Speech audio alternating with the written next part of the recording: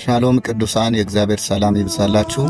ይህንን መልእክት ጸጋ አለኝ፣ አገልጋይ ነኝ፣ መሪዎችንን ቤተክርስቲያኒቱን በዚህ ዘመን እየመራነን ለሙሉ ሰዎች እንድታደርሱ ፈልጋለሁ። እኛ የተቀበልነው ክርስትና ህይወት ነው። ህይወት ደግሞ በባህሪው ይንቀሳቀሳል፣ ይሰራል፣ ይፈውሳል። ህይወት ያለበት ነገር ራሱ ያስታውቃል። በወሬ ብቻ ሳይሆን በስራ ነው ያስታውቀው። ስለዚህ እከሌ ነብይ ጋር እንዳትሄዱ እከሌ እየመጣ ነው ሲባል እየተቃወማችሁ በተለያየ መንገድ ሚዲያ ላይ እየወጣችሁ የምታወሩ ሰዎች እናንተ ምን እየሰራችሁ ነው? እናንተ የተቀበላችሁት መጽሐፍ ቅዱስ ላይ ፈውስ የለም እንዴ? አጋንንት የሚያስጨው ኃይል የለም እንዴ? በሽተኛ የሚፈውስ ኃይል የለም እንዴ? ሰዎች በዘይት ላይ ጸልዮ የሚፈውሱት ኃይል እናንተ ጋር የለም እንዴ? ምንድነው የምትሰሩት? መድረክ ላይ ወጣችሁ መጮህና ሚዲያ ወጣችሁ መጮህ ስራችሁ ነው እንዴ? አትጸልዩም? አትጾሙም እንዴ? እናንተ ጋር የእግዚአብሔር ስጦታ የእግዚአብሔር ጸጋ ስጦታ ከሌለ ሰዎች ዛሬም ነገም የትም ለራሳቸው ጥያቄ መልስ ፍለጋ መንከራተታቸው አይቀርም። እኛ የተቀበልነው ህይወት መስራት አለበት። በሐዋርያት መጽሐፍ ቅዱስ ሐዋርያት ሥራ ላይ ሰዎች እኮ መንፈስ ቅዱስ ከመጣ በኋላ ምልክት ሲደረግባቸው ሙታን ሲነሳ ሽባው ሲተረተር አይቶ ነው ወደ ጌታ መንግሥት የመጡትን ያመኑትን ደግሞ ምልክት ይከተላቸው ነበር። ስለዚህ እናንተን ምልክት ስለማይከተላችሁ የእግዚአብሔር ጸጋ ስጦታ በእናንተ ላይ ስለማይገለጥ ጸጋ ስጦታ እየተቃወማችሁ ያላችሁ በዚህ ሐሰተኛ የለም ውሸተኛ የለም እያልኩ አይደለም። ነገር ግን እናንተ ጋር ለምንድን ነው የእግዚአብሔር ጸጋ ማይሰራው? እናንተ ምን እያደረጋችሁ ነው? እናንተ የተቀበላችሁት ህይወት ከሆነ ለምንድን ነው ማይሰራው? ለቀብርና ለድንኳን ሰዎችን ሰብስባችሁ አባል ስላደረጋችሁ ህይወት የሰጣችሁ መስሎ ነው እንዴ? የሞተላቸው እኮ ጌታ አለ። የተቀመጣችሁበት መድረክ ለወሰዳችሁበት አደራ እኮ እግዚአብሔር ይጠይቃችኋል። እናንተ ዛሬ አለቃ የሆናችሁ ቤተ ክርስቲያን ላይ የገነናችሁ በየመድረኩ ወጣችሁ ስድብና የተለያየ ነገር የምታበዙ ሰዎች ዛሬ ጌታ ሊፈርድላችሁ ይመጣል። ዝም ያለን እንዳይመስላችሁ። ለምንድን ነው ህዝቡን የምታንከራትቱ? እከሌ ጋር አትሂዱ፣ ዘይት እንትና ይሸጣል እንደዚህ ያደርጋል። ዘይት የሚሰጠው እኮ እናንተ ጋር ለምንድን ነው ማይሰራው? ያጸጋ እናንተ ጋር ለምንድን ነው እጅ ጭናችሁ እናንተ ጋር ሰው ማይፈወሰው?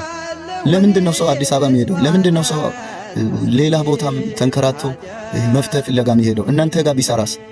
እናንተ ጋር የእግዚአብሔር ጸጋ እንዲሰራ እኮ መንፈስ ቅዱስ ተቀብለናል። መንፈስ ቅዱስ አለን እያላችሁ አይደለም እንዴ?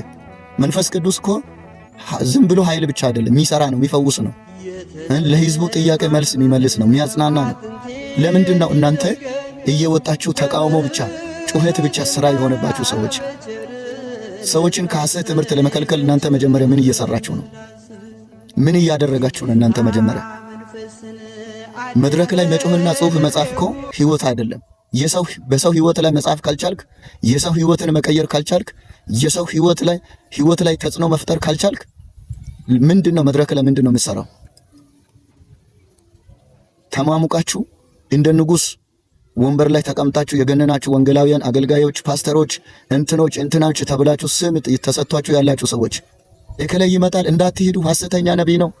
አንተ እውነተኛ ሆነ ምን አደረክ? አንተ ምን እየሰራ ነው? አንተ ጋር ሰዎች ምን እየተቀበሉ ነው?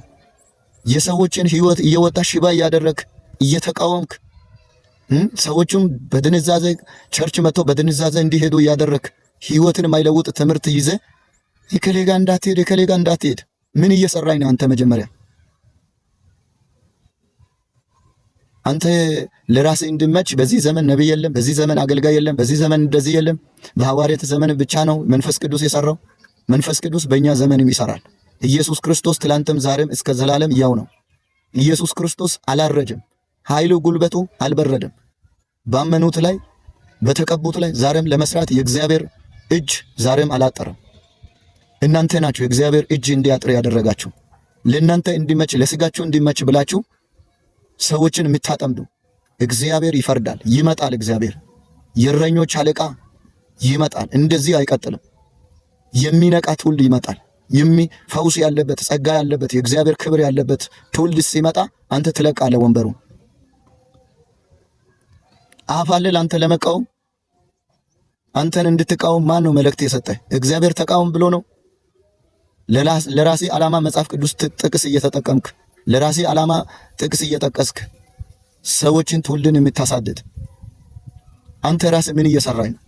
አገልጋይ ነህ በእውነት? አገልጋይ ከሆነ መጽሐፍ ቅዱስ ያለው ነገር መጽሐፍ ቅዱስ የምታመን ከሆነ መጽሐፍ ቅዱስ ያለው ነገር ባንተ መስራት አለበት። ሰዎችን በተረትና በምሳሌና በተረት ብቻ አስረ አስቀምጣል። ህዝቡ በችግር ውስጥ ነው። ህዝቡ በበሽታ ውስጥ ነው። ህዝቡ በኃጢአት ድካም ውስጥ ነው። ኃይል ስለሌለ ኢየሱስ ክርስቶስ እኔ የነገርኳችሁ ቃል መንፈስ ነው ህይወት ነው አለ። ስለዚህ ኢየሱስ ጋር የነበረ ህይወት ከሌለ የሚፈውስ አንተ ጋር ኃይል ከሌለ መድረኩን ሊቀቀው፣ ለትውልድ ሊቀቅ። እግዚአብሔር አንተ ባትለቅም ያስለቅቃል፣ ያባርራል፣ ከቤቱ ይቀጣሃል። ተመለስ ወደ እግዚአብሔር። ጸልይ፣ ጾም ግባ። ጸልየህ ታውቃለህ? ለህዝብ አልቅሰህ ታውቃለህ? ጾም ገብተህ ታውቃለህ? ተርበህ ታውቃለህ? ስለዚህ ወጥተህ እከሌ እንደዚህ ነው እከሌ እንደዚህ ነው ብለህ እያልክ ለመቃወም ማን ነው አንተን የሾመው? እውነት ሰዎች ስለሾሙ ሰዎች እጅ አንስቶ አንተን ስለመረጡ በቡድንና በዘረኝነት ስለመረጡ እግዚአብሔር የመረጠ መስለው ከሆነ ተሳስተሃል። እግዚአብሔር ይጠርጋል። ከመድረክ ይጀምራል እግዚአብሔር ፍርዱን።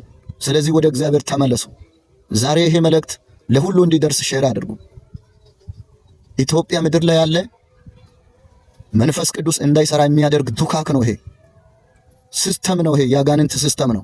ጦንቃይን አቅፋችሁ ከሚጠነቁሉ ሰዎች አስራትና ሙጻት እየለቀማችሁ አገልጋይ የምታሳድዱ ሰዎች፣ ለእውነተኛው አገልጋይ መድረክ የከለከላችሁ ሰዎች እግዚአብሔር ይፈርዳል። እንደዚህ አትቀጥሉ። እግዚአብሔር ንስያ ባትገቡ እግዚአብሔር ይፈርዳችኋል። እግዚአብሔር እናንተን ከመድረክ ያጠፋል።